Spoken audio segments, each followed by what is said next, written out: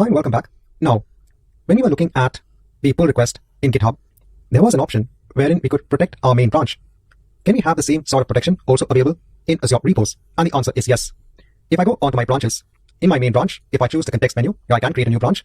If I scroll down, there's something known as branch policies. Let me go ahead and choose branch policies. In branch policies, we have different policies in place. For example, if you need a minimum number of reviewers to review the request, we can go ahead and decide on that. If I scroll down, you can check for linked work items, comment resolution. You can also limit the merge types as well. For now, let me just have a branch policy in place which requires a minimum number of reviewers. Here I'm logged in as the admin. In another browser tab, I've logged into Azure DevOps as TOC user 1. Remember, we had added this user onto our organization and subsequently onto our project. If I go onto my Agile project, if I go onto Azure repos, I can see both of my files in place. I'm on the main branch. Let me try to create a new branch here. I'll name this as feature C based on the main branch. Let me hit on create. I'm now in the feature C branch. Let me make a change onto file B. I'll click on the edit button here itself, adding some content, and we can do a commit here itself. Similar to creating commits from within GitHub onto files, we can do it within Azure repos as well. We can add a comment. It's in our feature C branch. I'll hit on commit. So now we've committed a change onto this feature branch. I now want to merge this feature branch with my main branch. Please note, I'm still logged in as TOC user 1. Let me go onto branches here. For my feature branch, let me create a new pull request. I'll leave everything as it is and choose create. Here it is saying that you need at least one reviewer to approve this particular pull request. What we can do as the Azure admin, let me go onto my project, onto repos. Let me go onto my pull request, onto ones that are active. I'll go onto the one that is requested by TOC user 1. I'll click on this. Let me choose the approve button and approve it. So now it is approved. If I go back onto the Edge browser, I can see that it has been approved. Here then I can complete the pull request. And I can go ahead and do a rebase and a fast forward. So there's something that you can also limit in terms of merges that can be done. If you want, you can delete the feature C branch after merging. Let me complete the merge process. And this is now done. So the pull request is complete. In this chapter, I want to show you how you can add protection onto your main branch with the use of a branch policy.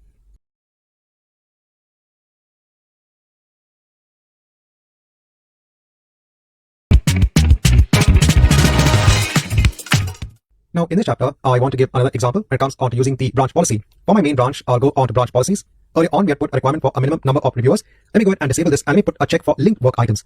That means that whenever there is a request for a change to be made onto this branch via the pull request, you need to have a linked work item in place. Right, so we have this. What does this mean? See, whenever we are making a change, like let's say a feature is there, right, onto application code, and we're having a new branch, obviously there should have been someone who added maybe a user story in Azure Boards, or maybe a task as part of the user story that is linked onto this particular feature, because it's only because a request is there for a work item in Azure Boards that you're making this change. It's always good to have these links in place so that you know for what reason are you making a change onto the application code. Hence, you can only now merge changes onto this branch if the check for linked work items is in place. So let's look at an example. Let me go onto repos again. Here for my Agile project, let me go onto branches. Let me create a new branch. I'll hit on create. At the moment, you can see I'm not linking any work items onto this branch. I'll choose create. Let me go onto my files. Let me switch over onto the feature D branch. Let me make a change onto file a.txt. I'll click on edit. Let me choose commit. Update the file on this feature branch. Let me hit on commit. Now let me go on to branches. For the feature branch, let me create a new pull request. Let me create the pull request. And now it's saying that the required check is failed. So even though there are no merge conflicts, there has to be a work item in place. This needs to be linked onto a work item. Now in Azure Boards, we do have a lot of work items in place. So we can just go ahead and link a work item. I'll go back. Here under work items, I can choose one of the tasks. So let's choose any task for now. And now the check has succeeded. We can now complete the pull request and complete the merge process. So an example on how you can use a branch policy. I told you it's always good practice to link your work items so that you know why are you making this change onto your application code in the first place.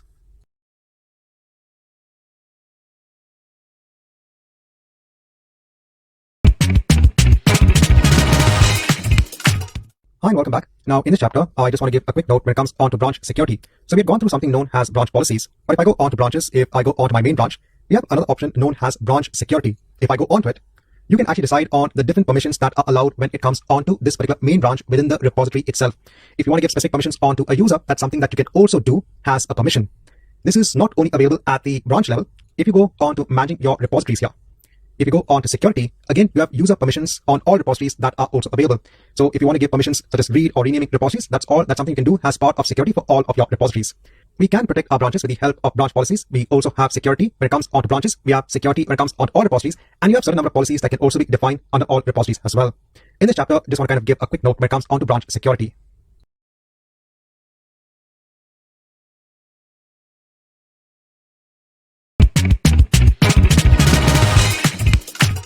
Hi and welcome back. Now in this chapter, I want to go through a special type of file that's known as a git ignore file. Now sometimes in your working directory, you might want some files that don't need to be version controlled. So for example, when you look at your code base files in Visual Studio for a particular project, by default, it adds a git ignore file when you create a local git repository. This git ignore file is going to have specific type of files that should not be version controlled. See, for example, when you build your application, at that point in time, you don't want that build to be part of version control. No, it's only your code files. The build is something that you actually deploy to your end users. You might deploy it on a web server, you might deploy it on a machine. That's your deployment binary files. They don't need to be part of version control. It's only your code files which actually undergoes changes that should be part of version control. Hence, if you want certain files to not be version controlled as part of your working copy, you can create something known as a git ignore file. Just to showcase how we can do this, I'm just going on to Visual Studio Code where I have two files in place as part of a local git repository. Let me go ahead and just clear the screen. Let me create a new file here. Let me name this as file c.txt. I'll just say that this file is not going to be tracked. You can see it's unstaged. Let me go ahead and save this. Right, so since it's unstaged, then I have to do a git add after a git commit, right? I'll create a new file here. I'll name this as .git ignore. It's a special type of file. I just need to give the name of the file that I need to ignore. Please note that you can also have file patterns as well. I'm just saying please ignore file c.txt. Let me go ahead and save this. Once you have this in place, you can see the untracked symbol has gone out of file C because it is no longer being tracked. I need to now a git add, and when I do a git add, let me do a git commit, but let me do a git status first. The only new file that it has detected is the git ignore file and not file c.txt. So we still need the git ignore file to be part of our git repository. So I'll do a git commit saying add the git ignore file. And that's it. So if you don't want a certain file, a certain number of files to be tracked as part of version control, you have to go ahead and create something known as a special git ignore file and specify those files that do not need to be tracked.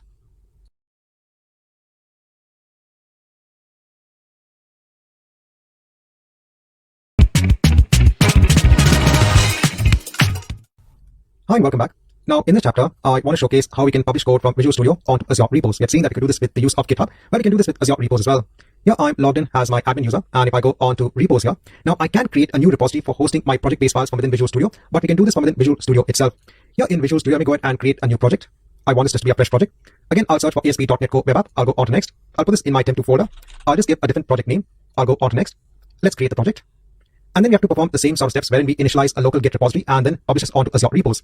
Here from within Git, I can choose to create again a Git repository. It'll initialize a local path, a Git repository. And in terms of GitHub, so I don't need GitHub now, I need Azure DevOps.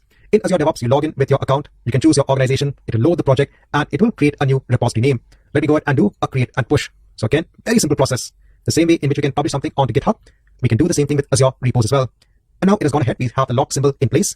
Now in Azure DevOps, if I go onto my Agile project or my repositories, I can see my new app in place and I can see all of the code files. So it's very easy to go ahead and publish your code from Visual Studio onto Azure repos.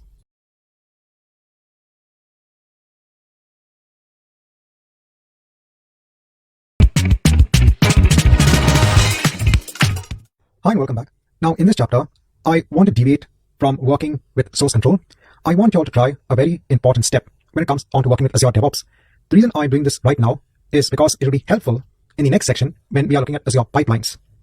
What I want you to do is, if you still have your dev project in place, please go on to it. If not, you can go ahead and just create an empty project. I want to now publish simple code from Visual Studio onto a repository here in Azure repos. Hence, in Visual Studio 2022, I'll just create a new project. I'll choose an ASP.NET Core Web App. I'll go on to next.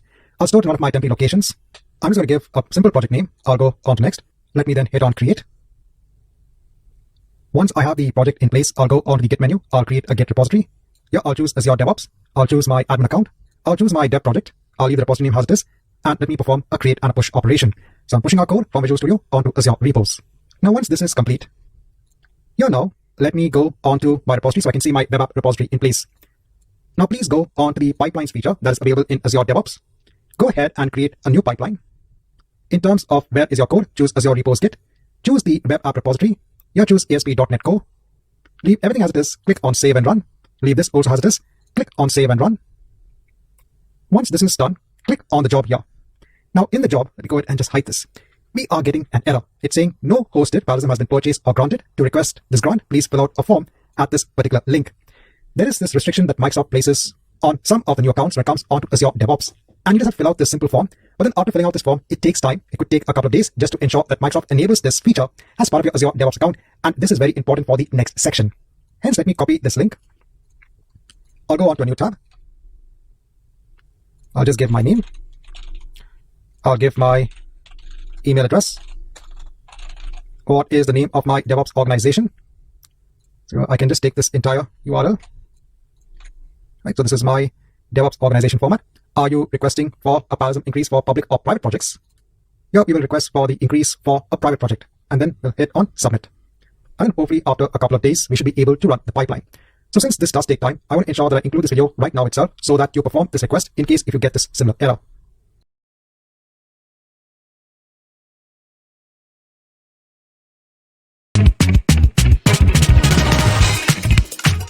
So after a couple of days, when I come back on the email address for Tech Support 4000, I can see that I have received a response onto my request and it was completed. That means I should be able to now run a pipeline within Azure DevOps. I told you this is important for us because when we go on to the subsequent section, when we work with Azure pipelines, at least we're going to have this in place.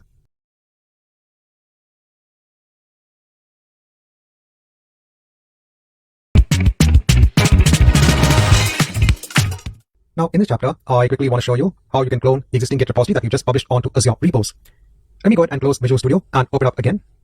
So opening up Visual Studio 2022 again, let me go again on the option of cloning a repository. On my local machine, I'm again browsing onto C drive TOC user 1 path. Now within this folder, I don't have anything at all. I've gone ahead and deleted whatever project files I had earlier on. This is just to showcase. I told you that we can now browse for a repository, a remote repository. Here, instead of choosing GitHub now, I'm going to choose Azure DevOps. Let me go ahead and choose this particular option. I want to log in now as TOC user 1. Let me go ahead and re-enter my credentials. I'm signing in as TOC user 1. This is, remember, onto my Azure DevOps organization. Based on this, I should be able to see my projects. So now here I can see that I have my organization in place, I have my project, and we have new app in place. In case if you can't see this, go ahead and just hit the refresh button to see the repositories under your project. Let me browse for my TOC user path when it comes onto how to clone it locally on my machine. So browsing for TOC user 1, I'll hit on OK, and let me hit on the clone button. If I go onto the Solution Explorer, I can now see my project in place. And then the same concept, we can go onto our index file, make a change here. Let me save this. Then I can go on to Git changes, enter a commit message. I can do a commit all. So commit all and push. It has pushed all of the changes. If I go onto pages for new app, if I go onto my index page, I can see the change in place. All very similar concepts. So from within Visual Studio, you can perform the same set of steps when you're working with either a GitHub remote repository or with Azure repos.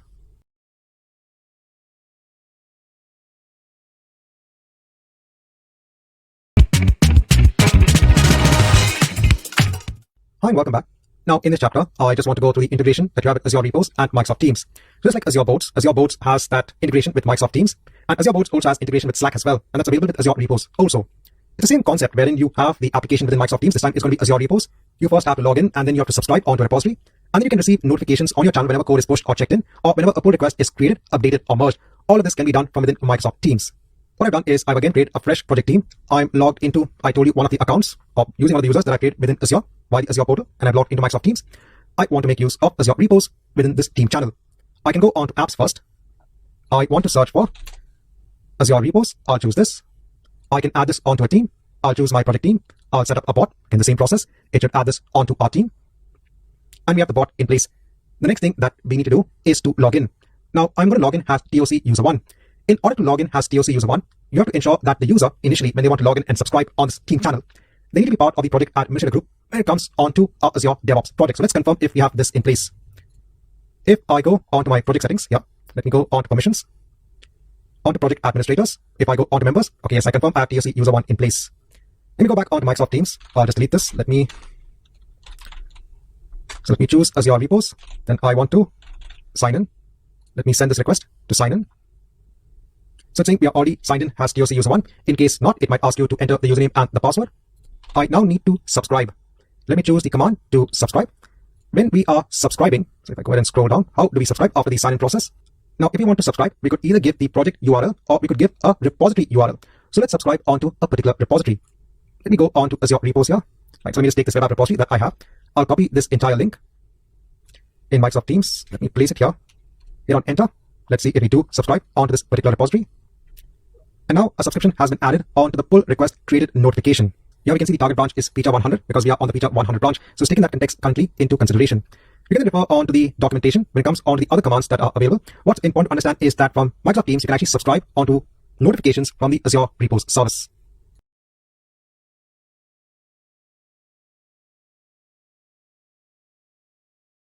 Hi, welcome back. Now, in this chapter, I want to showcase the integration between Azure Boats and GitHub.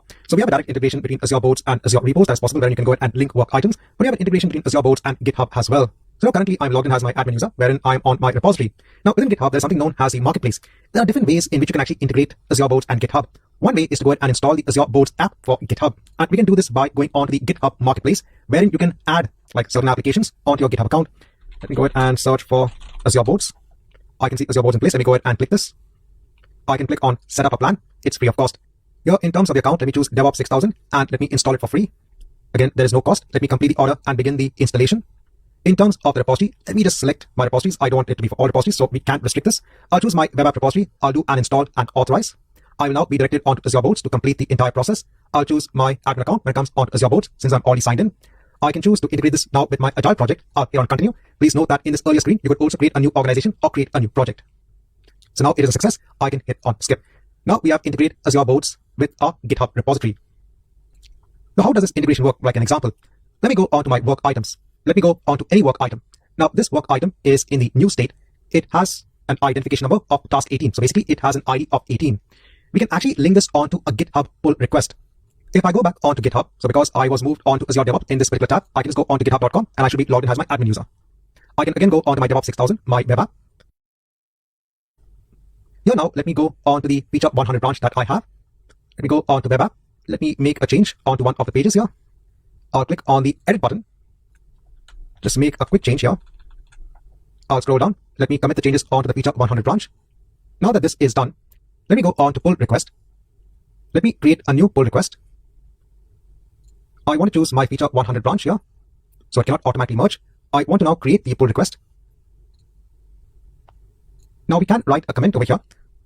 I will put AB hash and 18. What is the task item ID I want to link this pull request onto? Let me go ahead and create the pull request.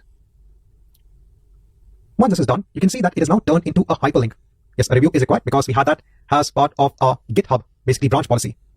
If I right click on this link and open the link in a new tab, it will take me on to that work item. And if I go on to my links here, you will see that along with the parent link, we also now have a link onto our GitHub pull request. So we now have a linkage between the item in Azure Boards and our pull request. Again, you're having a complete tracking between your work items in Azure Boards this time and GitHub. First, let me go ahead and resolve the conflicts.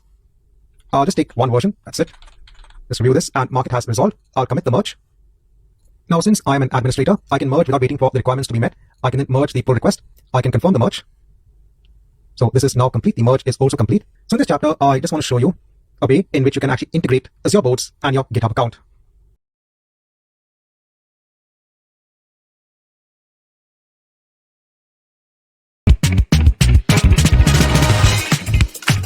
Now, in this chapter, we are going to go through, in brief, about Team Foundation version control. We have been focusing primarily on Git because that is the most popular source code versioning tool. But I just want to go, in brief, on Team Foundation version control. This is a separate version control tool that was developed by Microsoft some time ago. This is a centralized version control tool. This is in contrast to Git, which is a distributed version control tool. With Team Foundation version control, a team member only has one version of each file on their local machine. The historical data for the files is held on the server. Again, different when it comes on to working with Git. When you clone a project from a Git repository, it not only has the files in place, but it also has all of the historical data. So if any commits were made onto the repository, that would also be stored. But in the case of Team Foundation version control, all of the historical data is stored on the server. Now, before developers can actually make changes onto a file, they first need to check out the file from the server.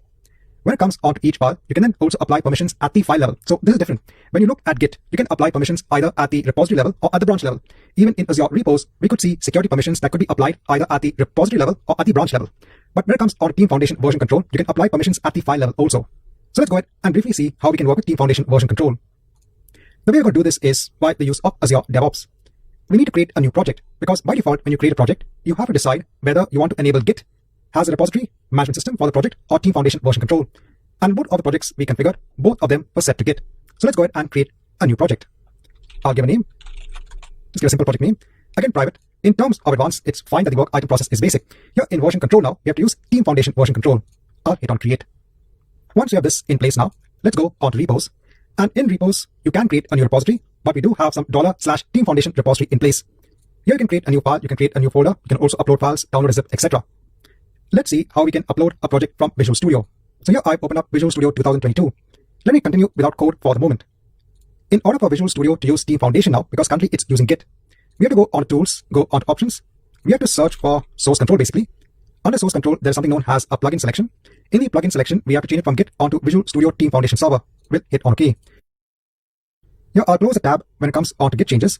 Let me go back on to Tools options. Normally I want to confirm whether the plugin selection was changed, because sometimes it does change back onto Git. So it is showing as Visual Studio Team Foundation Server. So that's fine. Let me go on to View. I need to open up now Team Explorer. In Team Explorer, I'll just close this. Let me hit on the Manage Connections button here. I'll choose then to connect to a project. Let me log in as my Tech Support 4000 user. I'm going to choose now my Team Foundation repository, and then I'm going to hit on Connect. In terms of the workspace, we first have to map our workspace. So I'll map my workspace onto a local template folder. I'll click on Map and Get. Once this is done, we now need to create a new project here. We've already configured our workspace. Now I'll go on to New and let me create a new project. I'll choose ASP.NET Core, go on to Next. Let me just give a name for the project, go on to Next, and hit on Create. Once you have the project in place, I'll go on to the Solution Explorer. I'll now choose the File menu. I'll choose the option to add to source control. I'll choose my Team Foundation project location. Everything seems to be fine. I'll hit on OK. So now we've added this onto source control. Now I need to go onto File again. On source control, I need to do a check-in. I need to include all of my 76 items. That's basically part of my project. I can give a quick description or comment, and then I can do a check-in. So do you want to check in? I'll click on yes. The first step is to go ahead and check in all of your code onto the Team Foundation repository. Now here, if I hit on refresh, we can see our team app in place. We can see the pages and everything is fine. Now, if I go on to Solution Explorer, you can see the log symbol. If I now want to make a change, if I go on to, let's say, the index HTML page. So I'm making a change here. Once this is done, I need to right click and check in the changes. I'll click on save. I need to basically give a comment.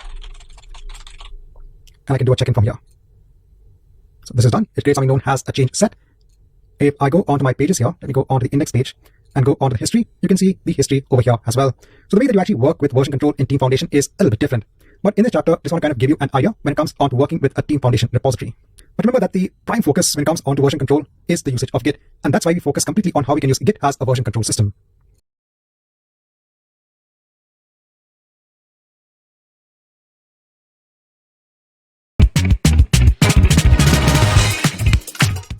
Now, in this chapter, I just want to give a quick note when it comes on to private and public projects that you have in Azure DevOps. When we've been creating a new project, by default, we can only create a private project. There is actually a setting in place at the organization level. So if I go onto the organization and go onto organization settings, if you go onto policies under security, you can allow the use of public projects. The main difference between a public project and a private project is users don't need to be signed in onto a service, and they can have read access onto public projects. Whereas for private projects, they require users to first be granted access onto the project and then signed in to access these services. So normally in an organization, you'll actually create private projects so that users actually sign in with their credentials and then get access onto projects. It's kind of also the same way when you create a GitHub repository. When we've been creating a GitHub repository, we've been creating a public repository. Now, for example, if I take the same URL, right here, I'm actually logged in as Tech Support 4000. If I open up the Edge browser, okay, I'm signed in as TOC01. Let me go ahead and sign out. I'll enter the same URL and I can still see the entire project, the entire code. I don't need to sign in. This is because it is a public repository. If you have a repository that you want to share with users on the internet, then you can actually go ahead and create a public repository. If you want users to actually be signed in so that they can actually work with the repository, then you probably create a private repository. In our case, we've just been working with kind of demo code, very simple code. So I just went ahead and create a public repository. When you do create a public repository, obviously you need to take care of your repository. For example, anybody could make changes onto your code, etc. That's why you have a lot of settings in place for your repository. If I go onto the page where I'm logged in as Tech Support 4000, if you go onto settings, one of the things that we have seen is when you go onto branches, you have branch protection rules in place. This is very important. You have a lot of security aspects that help you protect your repository if it's a public-based repository. In this chapter, I just want to kind of give this quick note when it comes onto private and actually public projects when it comes onto Azure DevOps.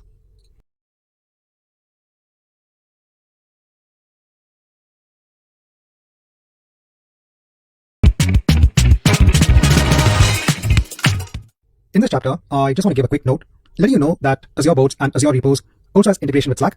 So just like Microsoft Teams, you have Slack, that is a communication software that can be used by organizations. And if you want to get notifications when it comes onto your work items within Azure Boards or your pull requests within Azure Repos, there is integration with both Slack and Microsoft Teams. When you scroll down, you will see the command, for example, when you're working with Azure Repos. So if you want to sign in, it's AZ Repos sign in. And if you scroll down, if you want to subscribe onto all Git repositories within a project to give the project URL, it's basically subscribe. Or if you want onto a particular repository URL. In this chapter, I just want to kind of give this quick note when it comes on to the integration of these Azure products with Slack.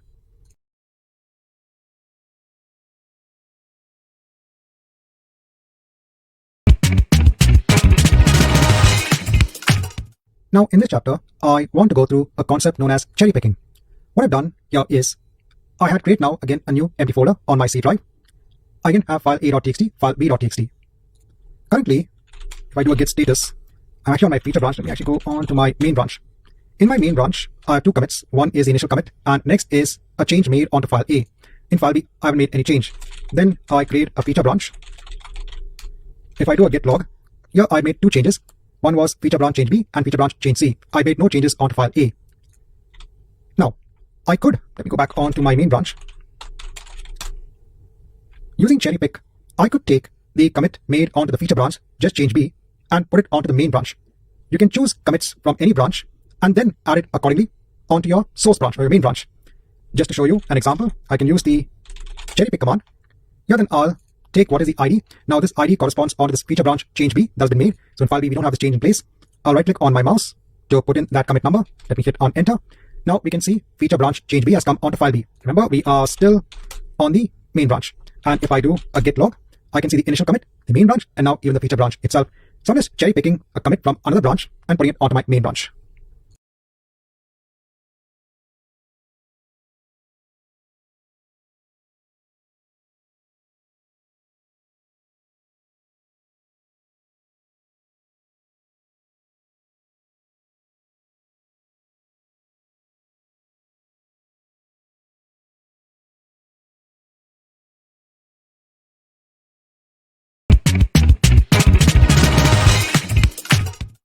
Hi and welcome back. Now, before I actually go on to the section, I want to explain how I'm going about this section of the course when it comes on to designing and implementing build and release pipelines. This section has a lot of objectives in place. Hence, instead of actually putting all of these objectives within one section itself, I'm breaking this down into multiple sections. In this particular section, we are going to cover build pipelines. Then in the next section, we will cover release pipelines and so on and so forth. I thought since this is a very big section, let's go ahead and break it down into much more meaningful, smaller sections. So let's go ahead with just understanding build pipelines as part of this particular section.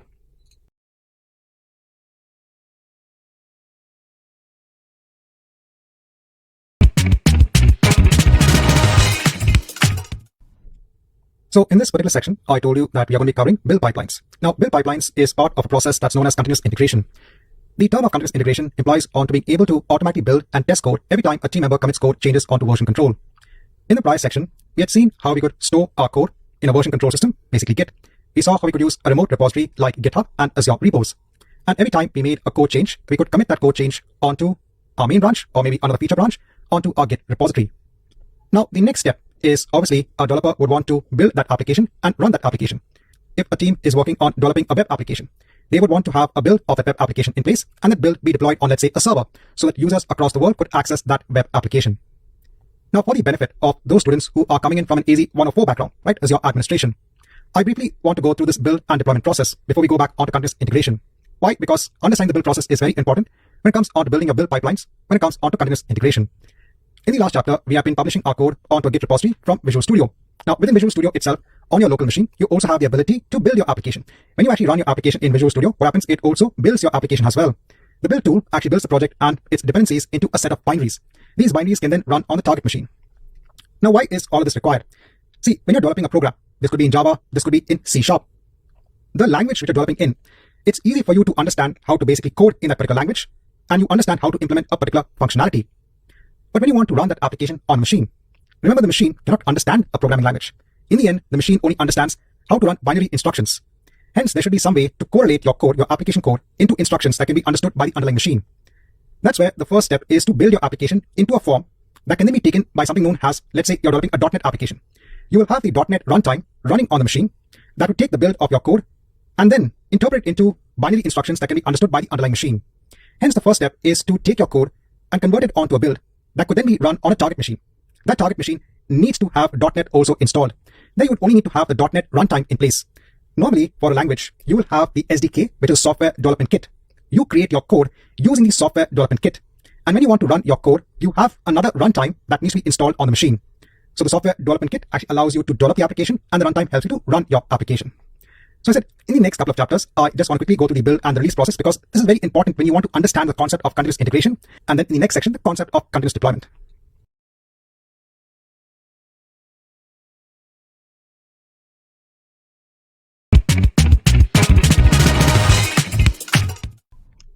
So the first step is I just want to go through the build process. In Visual Studio, let me create again a simple ASP.NET Core web application. We had already seen this earlier on. Let me change my location on to temp3. I'll just give a project name. So you can have your project in any location. Let me go on to next. So it's .NET 6. We are basing our application on .NET 6. Let's hit on create.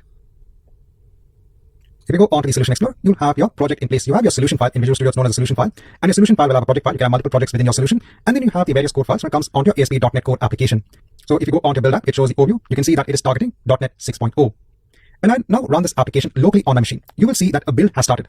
Hence, Visual Studio will first create a build of your application, and then it will go ahead and run the build that was created. Hence, the first step is to build the application. If you're working from Visual Studio, this process already happens internally. That's why you'll not be aware. It's building as the application, and then it's running the application. Here in the output, you don't get much information when it comes onto the actual build process. We are looking at the debug process when it comes onto running the application. If you actually go on tools, if you go on to options, and let me search for build. Let me go on to build and run. The MS Build, the tool which is used for building your application, in terms of the build output, it's minimal. If you set on to detail, and now let me hit on OK, we have just a build menu option in place. I can choose to build the entire solution. So you're saying that it's already up to date. So let's do one thing on the build menu. Let's choose the rebuild solution. And now you can see a whole lot of information when it comes onto the building of your solution. So there's a lot that actually goes into building your entire project, your entire solution, into kind of a build set that can then be run as an application. I said all of this is being done internally by Visual Studio. So quickly just want to go to the concept of the build process.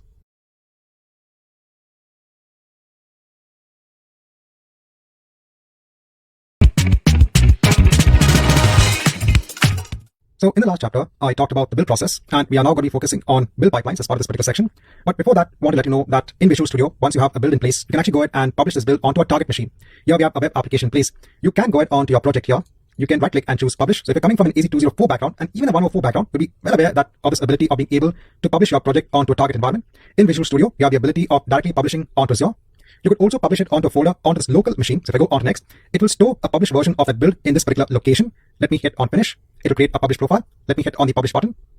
It is publishing everything onto our local machine. You can see it would first do a build and then publish a new version of the build onto your local machine. You can go ahead and open up the folder. In this folder, you need to copy now all of these files onto your target machine. And assuming that you are running Internet Information Services, you can put all of these files as part of a new site within the web server itself. Another option of being able to publish the build of your entire project. So in Visual Studio, as a coder, you will go ahead and code your solution using the C# language. You then build your entire project into a format. You then publish that build onto a target machine. That target machine should be running .NET runtime in order to run your .NET application. If you are working with a Java project, you'll be using the Java SDK to develop your project and use the JRE, the Java runtime, to run your application on the target machine. Just want to kind of give you an overview on the release process. I said in this particular section, we are focusing on build pipelines, but I thought before moving on ahead, let's have a quick note on the publish process.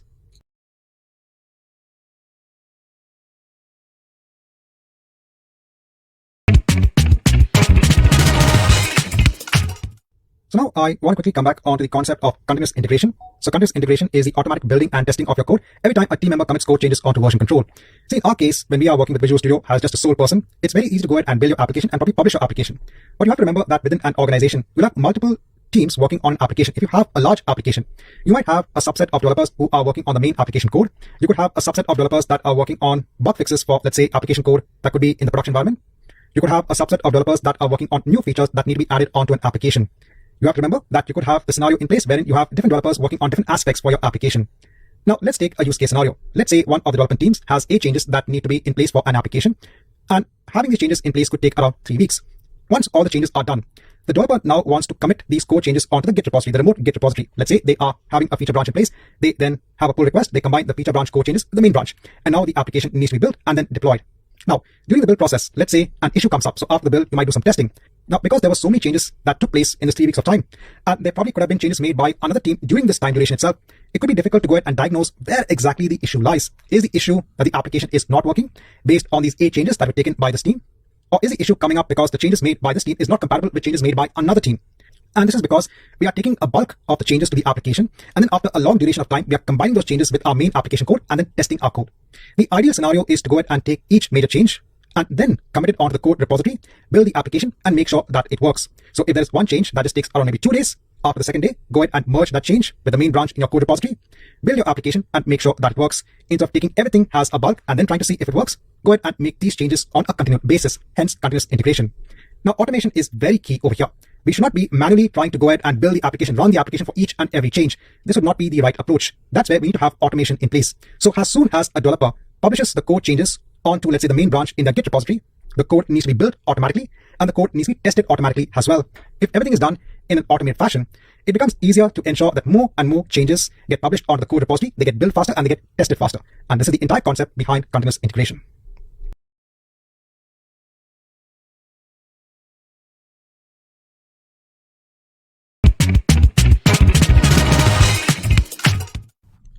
So now we're going to see how do we use Azure pipelines within Azure DevOps.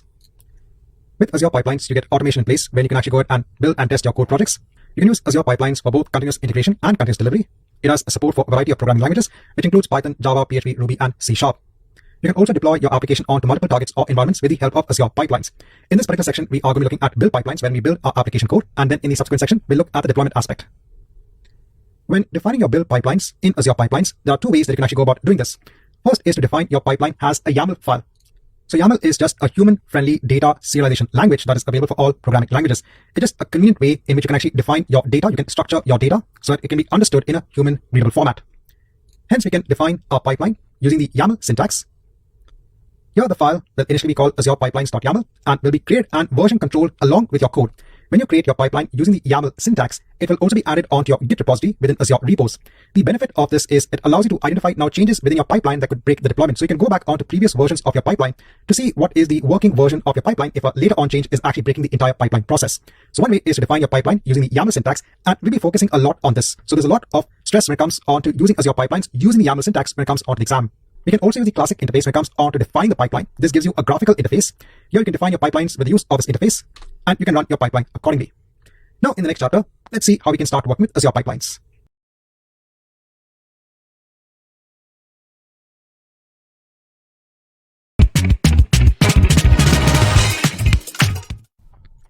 Now, in this chapter, let's start with creating our first build pipeline.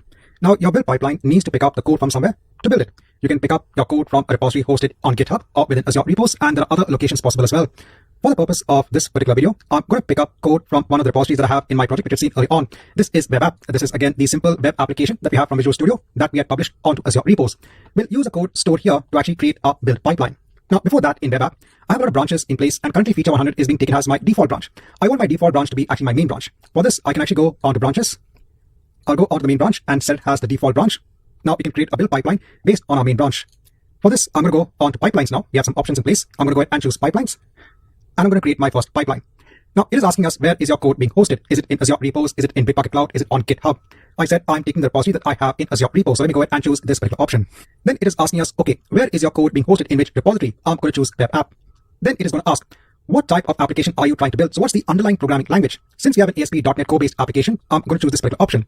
And now it is giving us a YAML definition of our build pipeline. Let me go ahead and just hide this for the moment. There are some aspects within this particular YAML pipeline, which I will explain later on. Here we have something known as the trigger. So when any change happens on the main branch within our repository, it's going to go ahead and trigger this particular pipeline. We have something known as the pool, wherein we have a VM image, we have some variables, and we have some steps. And don't worry, I will explain all of this. What I'll do is I'm just going to delete this last task of a VS test because this is not required. This is the default definition that is given for our YAML pipeline. I'm going to click on save and run. Now, when I do this, it is asking us to set up a commit message, and it is committing directly onto the main branch. So now your YAML code is going to be version controlled along with your application code. Hence, this is also going to be now part of your repository. I'm going to do a save and a run. It is now set up the pipeline. It is now going to run a job. Let me click on this.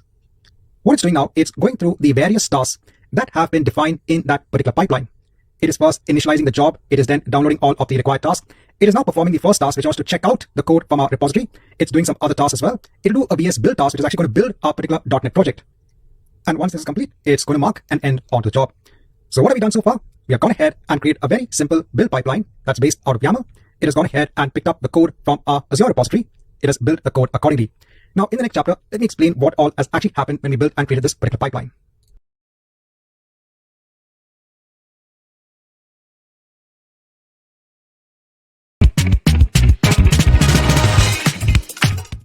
So in the prior chapter, we have gone ahead and created a very simple build pipeline, and we ran the build pipeline as well. Here we can see the status of the different tasks within the pipeline. If you go on to any task here, it will show you the log of what all has actually happened as part of this task. You can go on to every task and you can see the log accordingly. This is very good when you want to debug any sort of issues within your pipeline itself. If I go on to this particular build, this is the build that has just run.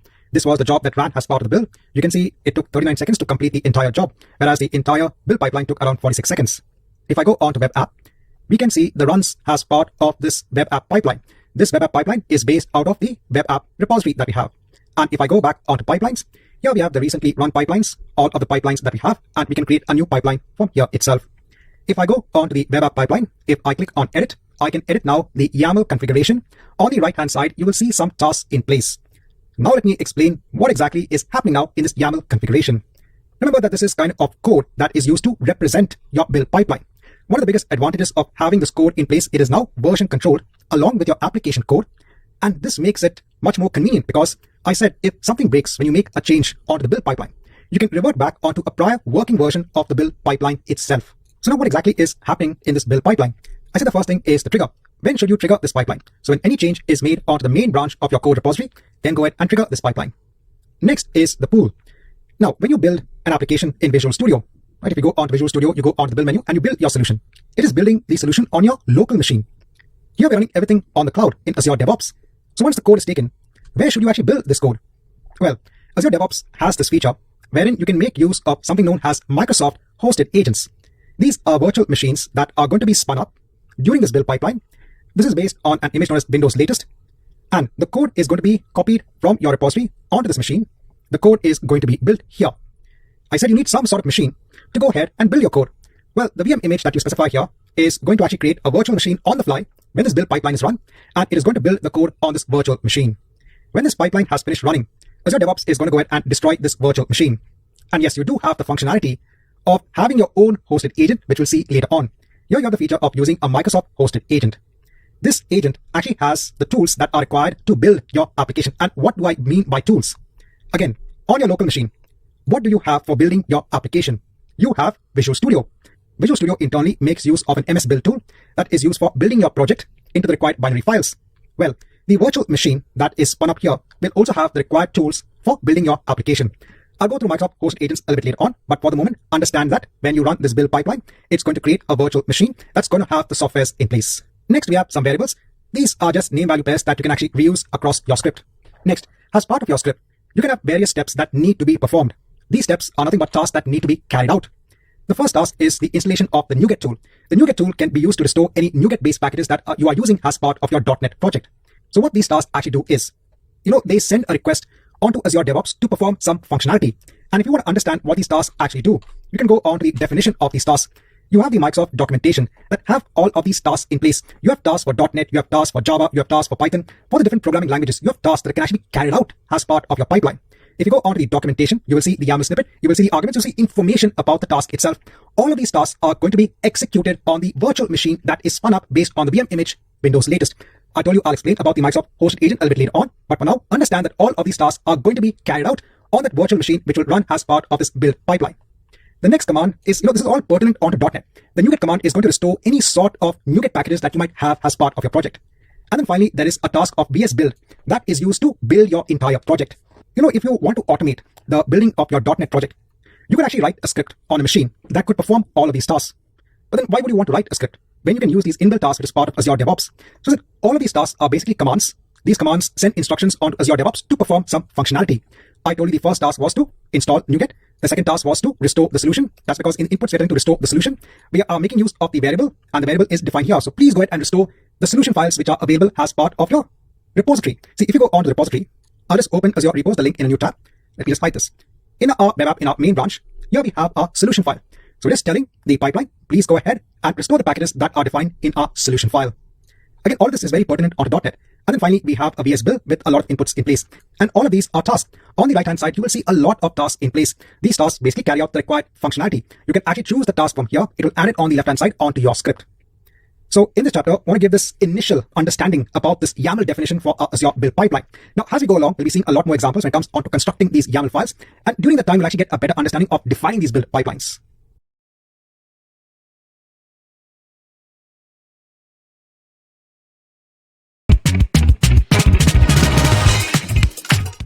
Now, in this chapter, I want to showcase how this pipeline can be triggered when any change is made onto the code repository. Again, it's very simple. Everything is baked within the pipeline itself. If I go onto my web app repository, I'm on the main branch. Let me go onto the pages and make a very simple change onto the index page. I'll click on edit here. Just change the version number. Let me hit on commit, and let me hit on commit here. Right, so I've made a change onto one of the code files within the repository. If I go onto my pipelines now, if I go onto my web app pipeline, you will see another build has been initiated. This is because it has gone ahead and triggered this particular pipeline. That change has triggered this pipeline. If you go onto the run itself, you can again go onto the job and you will see again all of the steps being carried out. So now any change that you made onto the main branch of your code repository is now going to go ahead and trigger a run of this particular pipeline. That's the biggest benefit of now having this sort of continuous integration process in place, where any change can actually go ahead and trigger this build pipeline itself. I'll go ahead and let this carry on. Let's mark an end onto this chapter.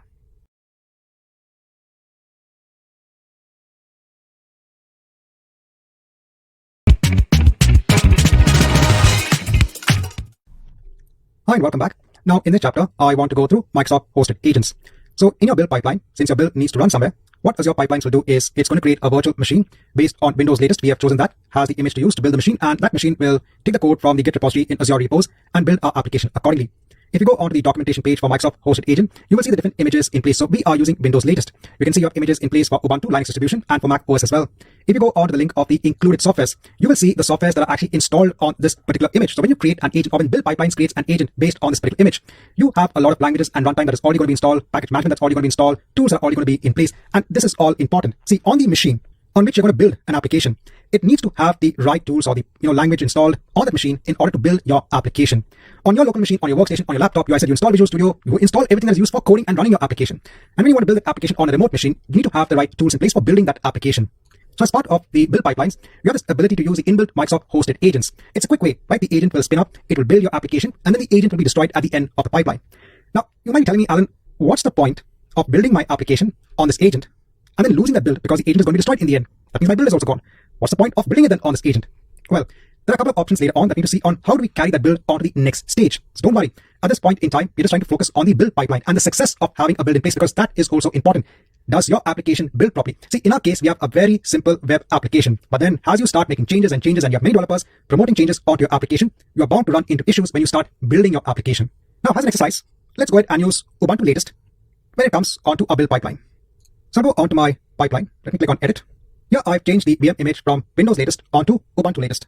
See, .NET Core runs on both, or has the ability to run on either Windows and Linux. That means I should be able to build my application on Ubuntu latest. This should not be a problem. So let me go ahead and run this particular pipeline with this change. Now I've already gone ahead and made a save onto this pipeline. You will have the option of save and run. I'm just going to go ahead and run this particular pipeline. I'll click on run. So I said in your case, you will have a save and run option. I've already gone ahead and saved my pipeline. I can just go ahead and directly run the pipeline. Now, once the job is complete, I can see an error. If I go on to the NuGet command, it's saying it has failed with an exit code. And if you look at the error message, it says that .NET SDK does not support targeting .NET 6. See, our application code is targeting .NET 6 has the underlying framework, but it seems that in Ubuntu latest has an image, has an agent. It does not seem to be having .NET 6 in place as part of that machine. And that's why it's not able to build our application code. So I told you it's very important to know the tools that are required for building your application, and all of those tools should be present on your target machine. So let's move on to our next chapter and let's see how we can resolve our issue to make our pipeline work.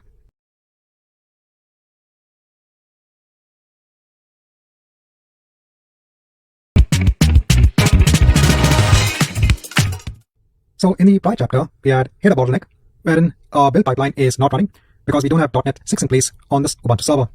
I'll go back onto my pipeline. Let me click on edit.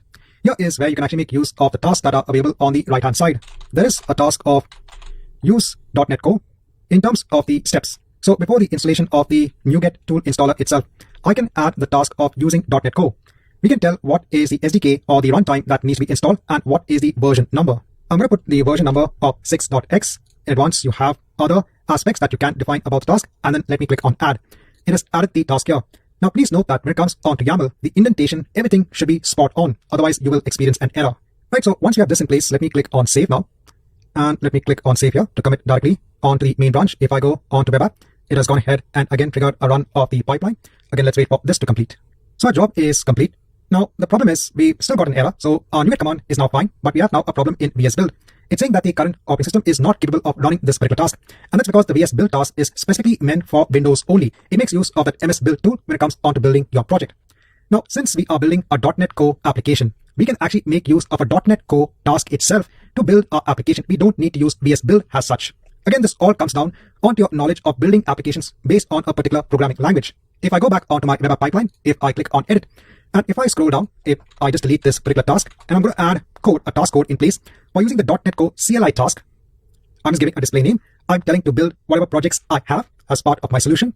And in terms of the configuration, I'm just mentioning the build configuration has release. The command I'm using is to basically build my application. So as part of this task, if you go on the documentation for this task, there is a command to build an application. So I can do this because my application is based on .NET Core. That's why I can use this task for even building my application. Let me go ahead and click on save. I'll say here is, I'll just tell what I've actually added as part of the task and click on save. Now, if I go on to my web app, it has triggered again another run of the pipeline. Let's wait till this is complete. And now after some time, when we come back, we can see our pipeline is complete. So I just want to kind of show you first of all how to make use of a different agent when it comes onto the Microsoft hosted agent and what you should account for when you are creating your build pipeline.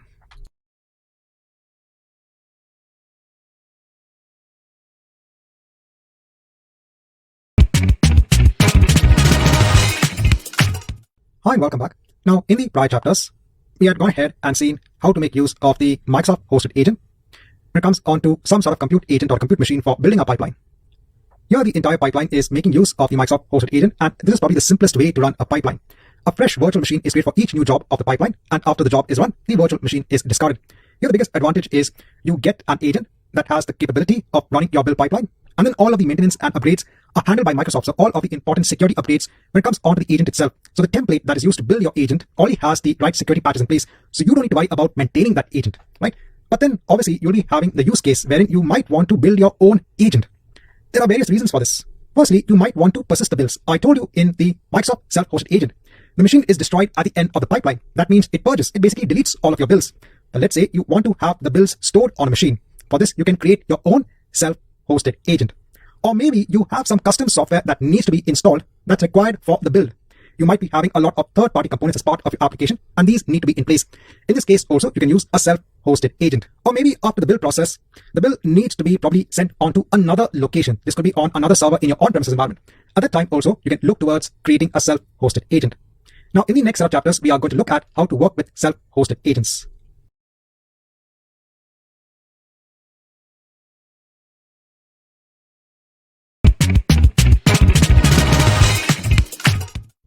Now, we're going to see how to implement self-hosted agents. For this now, we need to use our Azure account for building an Azure virtual machine that's going to behave as our agent for building the application that's going to be part of our pipeline. Here I am in my Azure account. I'm going to build a Windows Server 2019 machine. Here in all resources, I'll hit on create. I'll choose Windows Server 2019 data center. I'll choose one of my existing subscriptions that I have. I can create a new resource group. I'll hit on OK. I'll give a name for the machine. I can choose a region for the machine. At the moment, I don't need any available options. I'll leave the size as it is. I'll just specify a username and a password that I can use for logging into the machine. I'll go on to next with this. I'll leave everything as it is. Go on to networking, leave everything as it is. Go on to management, advanced, tags, review, and create. And let's go ahead and create this virtual machine. Now, let's come back once you have the machine in place. Once you have the machine in place, let me go ahead onto the resource. I'll hit on the connect button. I'll choose RDP. I want to now connect onto this agent VM. I'll download the RDP file. I'll click on it. I'll choose the username, or mention basically the username and the password that I had mentioned during the creation of this machine. Now, remember, this machine is going to be used now to build our .NET application code. So what do we need to install on this machine? We definitely need to install .NET 6.0 when it comes onto the SDK, because this will be used for building the application. In addition to that, we also need to install the Git tool. The Git tool is actually going to be used to pull out the code from Azure repos onto this machine. So Git is also required as a tool. I'll just wait for the server manage dashboard to launch. Once you have this in place, I'll go on to local server. I'll just temporarily turn off enhanced security configuration so that we can actually download the required tools. I'll open up Internet Explorer on this machine. I'll search for Git download. I'll download for Windows the 64-bit. Click on run. Again, we've already seen the installation of Git. It's very straightforward. In terms of the editor, I can basically use Notepad on this machine. Can use again the main branch. Go on to next. Then hit on install. Now let me search for .NET downloads. So for .NET 6.0, let me download the .NET SDK x64. Let's just wait for Git to complete first. So just hit on finish. Now for .NET 6, let me download the SDK. Again, click on run. This is also again very simple, straightforward installation. Just click on install. Should now perform the installation of the .NET SDK. Once it's complete, I'll hit on close. So now we've gone ahead and installed the required tools on this machine that is going to behave as our agent. Let's move on to our next chapter, wherein we perform the steps now to register this agent with Azure DevOps.